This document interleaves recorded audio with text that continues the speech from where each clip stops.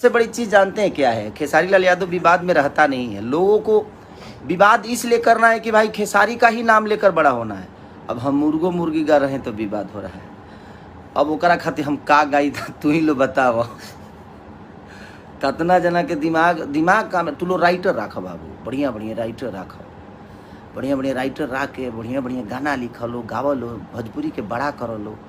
अब एगो मुर्गी के पीछे पूरा भोजपुरी इंडस्ट्री पड़ गई बाबू। मुर्गी ना बुझाता जे लंदन से आइल कहनूर हो गई बिया। ट्रेंडिंग से मतलब नहीं है ना, पैसा पाइड हमारा गाना पे लगेला। 5 लाख जाओ, 8 लाख जाओ, 2 लाख जाओ, ओरिजिनल जाला। हमारा कुछ गाना का दुनी पैसा लगा के बढ़ावल जाला। आए वाह बाप रे, पैसा तू ही लगावल का तोरे घर से आवेला। ओरिजिनल व्यू होला इनकर, बाप रे बाप गजब इनकर व्यू भागत है। तहार तो व्यू इतना भागत है बाबू, इतना धरती पे बाजत है कि हम धरती कई जगह तो धरती फाट गई है।